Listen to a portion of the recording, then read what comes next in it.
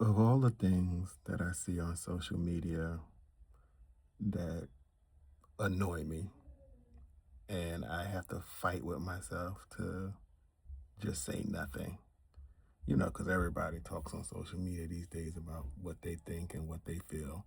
Some people care, some people don't, but that's okay. It's just what is going on with the anti Muslim stuff again? Like, oh my God. And y'all fall for the okey doke every single time. These guys, they don't have nothing to run on, no record.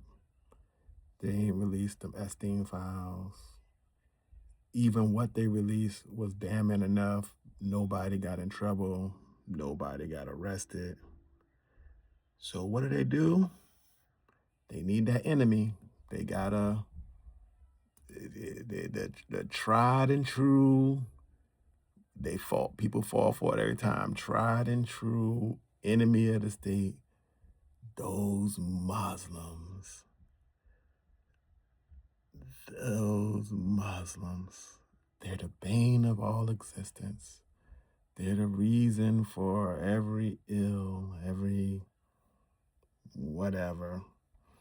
And it just gets old and y'all don't even see it. It's like every time it's just like we just gotta find the other person, do some othering, and their bigotry will take them to the polls.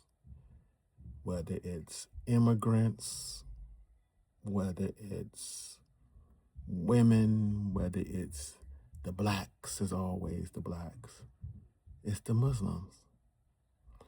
And the thing that gets me, and I usually just laugh, I'll be perfectly honest. There was a time where I was in my activist bag, where I would be out there debating basically whether Muslims should exist. Like it's crazy. In another life, I would go on podcasts and shows and be like, oh, American Muslims and this and that. And, oh, there's Muslims in the military, and blah, blah, blah. And I remember one of the things that made me stop that, I was on a debate and it was about the quote unquote ground zero mosque where a Muslim community was wanting to build like almost like a YMCA type Muslim center that was open to the whole community in New York, but it was going to also have a room for people to pray because it's a Muslim community center. But the issue was it was X amount of blocks from the site of 9/11. Like, go, like, but I remember going through this debate just thinking about how ridiculous it was. And I said, what am I doing this for? These people who are stirring up all this anti-Muslim bigotry, they're not doing it because it's even logical. They're mainly doing it because they can grift from it, they can make money from it, they can sell books from it, they can get votes from it. Because on the premise, it's just stupid. Muslims have literally been in America since before this was America. Literally one of the first nations to recognize the colony as a separate and independent country was a Muslim country. In fact, it's one of our oldest treaties still in existence. Not to mention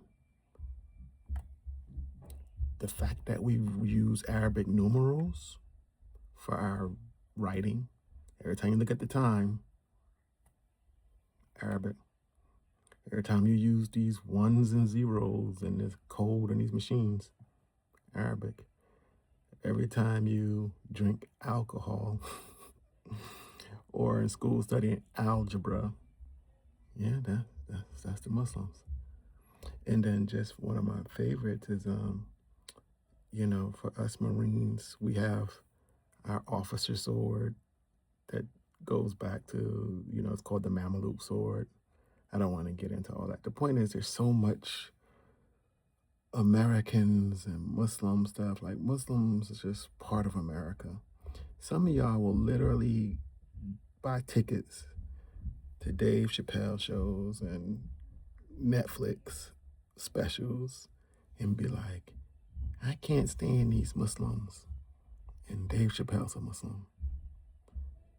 Y'all will listen to hip hop, and a great amount of hip hop artists are Muslim.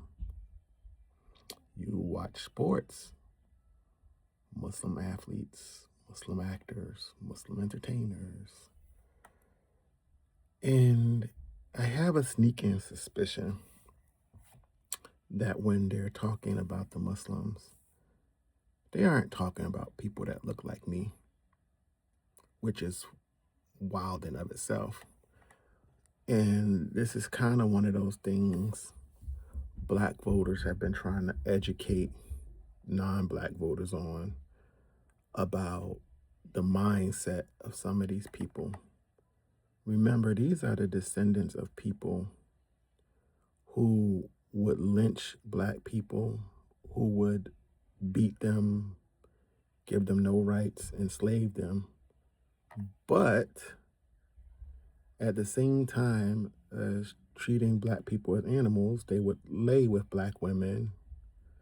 They would let Black women nurse their babies. They would let Black people take care of them in their homes. So it's always been this twisted mindset of, this the good one, but not that one. So when they say Muslims and stuff, they're not necessarily talking about, Dave Chappelle or Mike Tyson or Kareem Abdul-Jabbar or Jermaine Jackson or, things like that. They're talking about people who they consider Arab. They may not even be Arab. They might be Desi. They might be Persian. They might be, but we're not talking smart people here, so they don't know the differences. They're just talking about those people from over there. And the wild part about that is, it's like, well, what is Black Americans to do about this? Because you rarely see this anti-Muslim stuff coming from Black people. And that's because as a culture, Big Mama and them taught us to love everybody. Good, bad, or ugly. We got some of everything in our families. We got the drug addicts, we got the criminals, we got the cousin who you can't, put pork chops next to this because he's Muslim. We got the uncle and his friend. We got the music director that's a little flamboyant. We got it all. So we don't really get into that whole, oh, these people are this or these people are that. That's not really our thing. And it's wild because it's just like all of this is stirring up again, and they're up there misquoting the Quran and just making stuff up.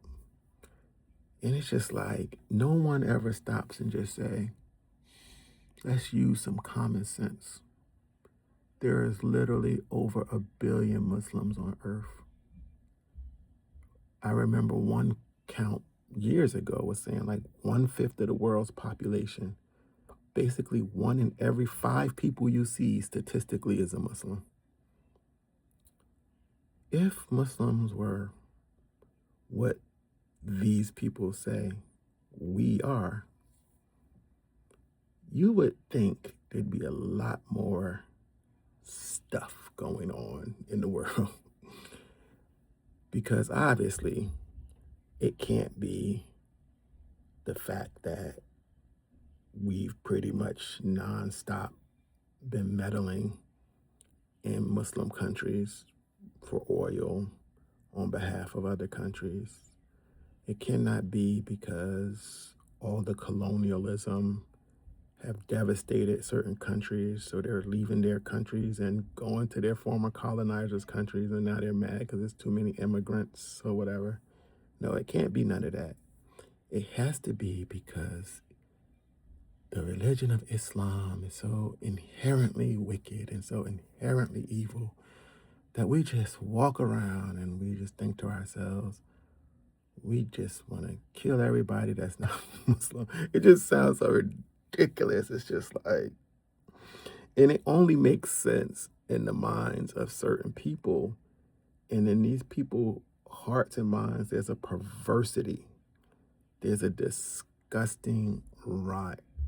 These are the same people who thought it was a great idea to unleash the Gestapo on the streets and just grab anybody that looked Latino or speak a little Spanish, citizen or not.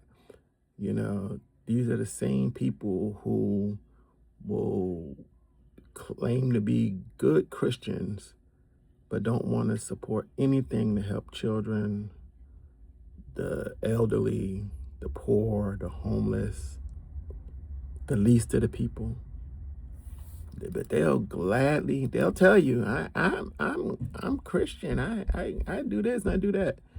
These people, and I'm being very generous in my verbiage, they really are playing mind games.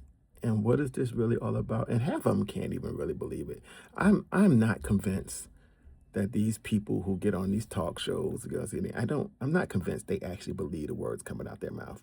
I think they just know it makes money, it sells books, it gets vote, and they know exactly who they're talking to. They're talking to the same people Lyndon Johnson mentioned. He said, all you gotta do is convince them that they're better than somebody else and they'll vote for you every time, even while you're picking their pockets.